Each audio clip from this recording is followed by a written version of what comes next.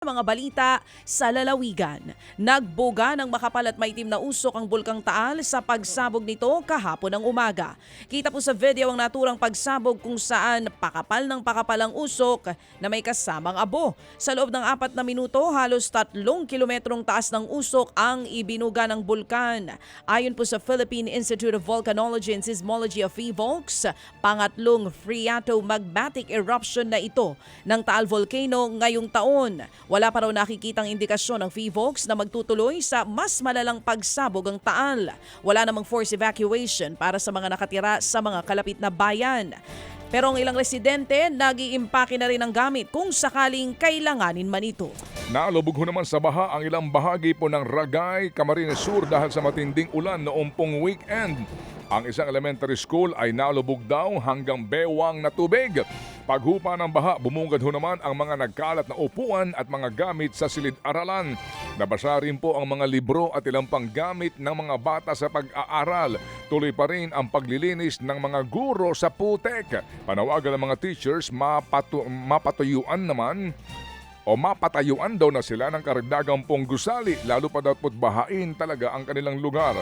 Habang wala pa yan, malaking tulong na rin ang naibibigay po ng mga gamit para po sa panlinis ng mga apektadong silid-aralan. Posible namang magpasko at magbagong taon na lubog sa bahang ilang residente sa Binyan, Laguna.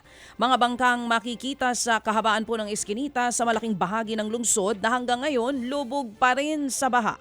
Kabilang sa mga binabaha pa rin ang mga barangay malapit po sa Laguna de Bay. Nagkakasakit na rin ang ilang residente dahil sa masangsang na amoy ng tubig doon. Sa ngayon, nagtayo muna ng kahoy na tulay ang LGU para may matawiran ng mga residente. Pero aminado mga opisyal na hindi yan pang matagalang solusyon. Dredging daw sa Binyan River ang isa sa nakikitang makalulutas sa kanilang problema.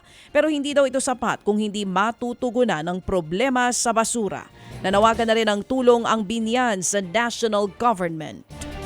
Aray ko po, nakita mo yung mga basura na yun, ano? Yun na nga eh. Opo, na hindi na ho Kawawa gumagalaw mga at residente stagnant nga din po dahil sa stagnant yung tubig. Yan po ang simbolo nga ng nagdarahop na mga Pilipino. Sa pool sa video ang paggulpe ng isang ina sa 7 taong gulang niyang anak sa Rodriguez, Rizal. Sa video po ikitang sinasabunutan po ng babae ang bata. Winasiwas niya pa ito sa pader at sahig ang bata.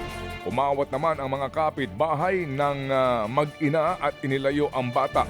Pero ito'y sinundo pa rin ng kanyang pamilya kinalaunan. Nasa maayos pong kondisyon na raw ang bata at pumapasok ngayon sa eskwelahan. Lumalabas pong nagalit ang babae sa bata dahil nawala ang cellphone nito pagkagaling sa feeding program. Nangako ang nanay ng bata na hindi niya na uulitin ang pananakit. Patuloy pong investigasyon ng Rodriguez PNP at LGU tungkol sa pangyayari. Sa ilalim din po sa psychological counseling ang mag-ina. Aray ko po. Oh, tinulak yung bata.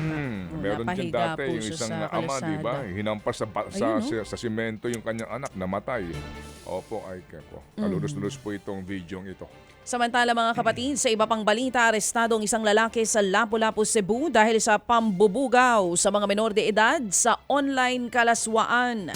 Ikinasang operasyon laban sa suspect matapos makakuha ng impormasyon ng NBI mula sa US Homeland Investigation Office. Nagpanggap na parokyano ng suspect ang kawani ng naturang ahensya kaya bistado ang iligal na gawain ng suspect. $40 o nasa mahigit 2,000 piso ang singil ng suspect. Nakuha nga mula sa suspect ang cellphone na posibleng gamit nito sa kalaswaan at isang sex toy. Na-rescue naman ang 2 batang 8 taong gulang at 1 buwang gulang lamang na sanggol. Nasagip din ang mga nanay ng mga biktima. Inaalam pa kung may sangkot o kung sangkot ang mga magulang sa ginagawa ng suspect sa mga anak nito.